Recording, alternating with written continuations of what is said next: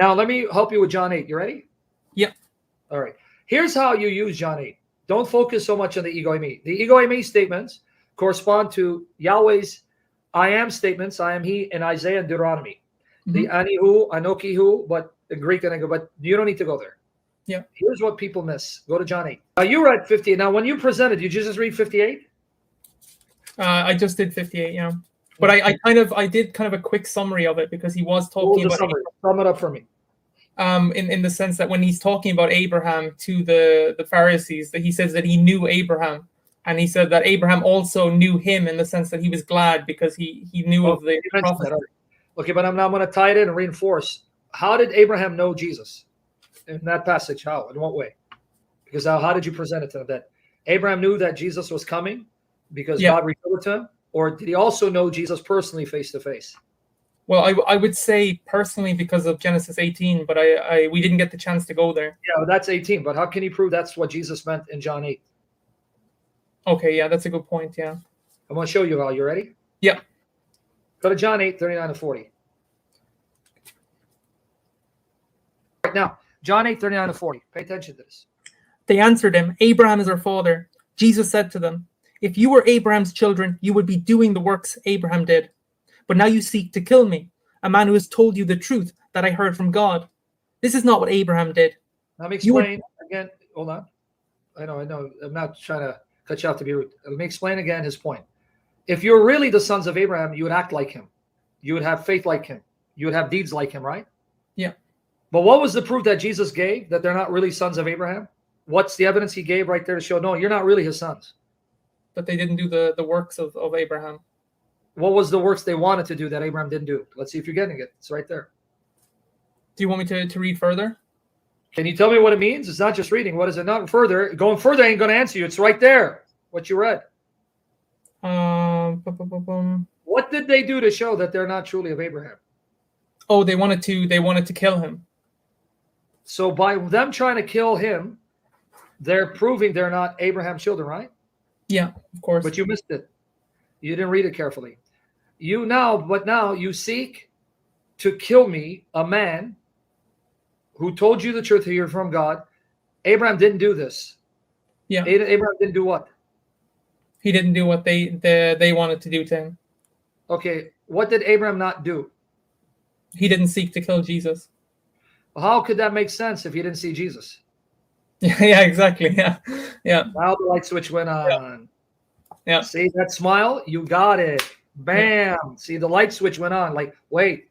Yeah. Jesus saying, you're trying to kill me. Abraham didn't try to kill me. Meaning, Abraham saw me, but he reacted differently from you. Mm-hmm. Yeah. Yeah. Now we can read John 8:56 to see. Now it makes sense when Jesus says, your father Abraham rejoiced at seeing my day. He saw it and was glad.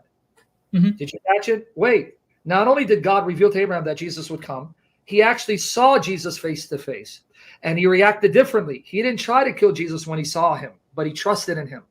That's why the Jews were astonished and said, wait, hold on, whoa. John 8:57, the Jews said, you're not yet 50 years old. And you've seen Abraham to know how he reacted?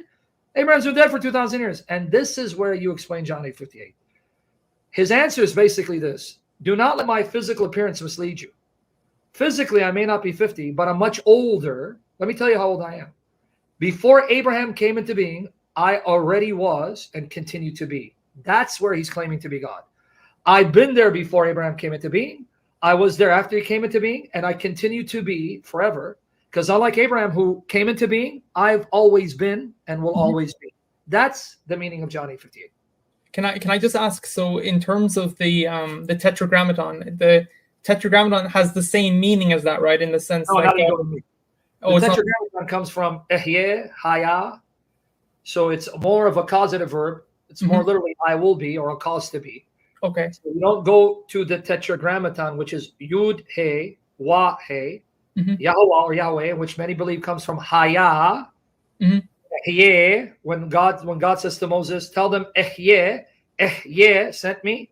Ehyeh, Yud He Wah He, Yahweh, Yahweh, and Haya. They're from that same verb, but it's a causative verb. It literally means I'll cause to be, or I'll become, or I will be.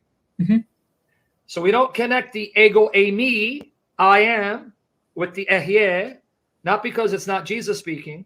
It's because you don't need to. It's too complicated an argument. You keep it simple. The fact that Jesus saying, Abraham saw me and I saw him. We saw each other face to face. And when he saw me, he didn't try to kill me like you're trying to kill me, but was happy because God came in human form. He didn't become a man, and revealed to Abraham that he would be the one to come to save him. And Abraham rejoiced. Now, I want to show you a place where clearly you're going to prove it's Jesus who appeared to Abraham, besides Genesis 18. Mm-hmm. Okay? So you see how to use it, how not to use it now? Yeah. You don't need Exodus 3. Yeah. You don't need it. Just the context. I'm going to show you how. Yeah. Well, John told us in the beginning was the Word. The Word was with God. The Word was God, right? Mm-hmm. And then he told us in John 1:18, no one has ever seen God at any time, but the only begotten Son in the bosom of the Father, he has revealed him. So at no time has anyone been able to see God apart from Jesus making him known, right? Mm-hmm. That means if Abraham saw God, who revealed and made God known to Abraham? Jesus. And what is Jesus' name? The Word, right? Mm-hmm. Yeah. Now go to Genesis 15. Remember, Jesus is the Word, right? Yeah. He's the Word sent by God to make God known, right? Yeah.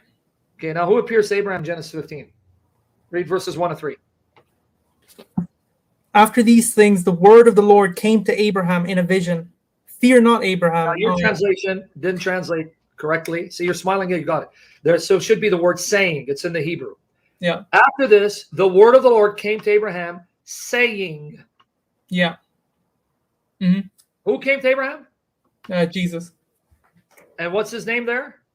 He's identified as the word. There is Jesus, the Word, who appeared to Abraham. Yeah. Now, what is Jesus, the Word, who came to Abraham, said? What did he say? Fear not, Abraham. I am your shield, and your reward shall be very great. Do I keep going? Go all the way through. But Abraham said, O Lord God, what will you give me, for I continue childless, and the heir of my house is Eliezer of Damascus?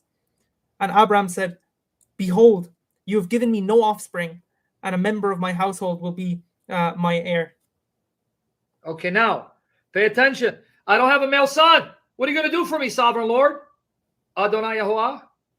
Now, I want you to pay attention 4 and 5 slowly. Verses 4 and 5 slowly. Genesis 15, 4 and 5. Watch. And behold, the word of the Lord came to him. This man shall not be your heir. Your very own son shall be your heir. And he brought him outside and said, Look toward heaven and number the stars. Wait, brought him outside? Mm-hmm. He brought him? Yeah. Who took Abraham outside? Jesus. But that means Jesus was inside. Inside where? Because Abraham's living in a tent, right? Mm-hmm.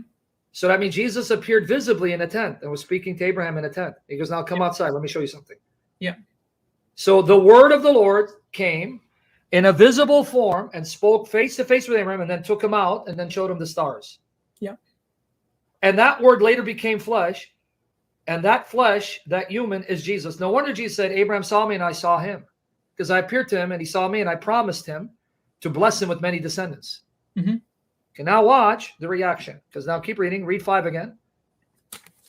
All the way to 6, 5 and 6. And he brought him outside and said, Look toward heaven and number the stars, if you are able to number them. Then he said to him, So shall your offspring be.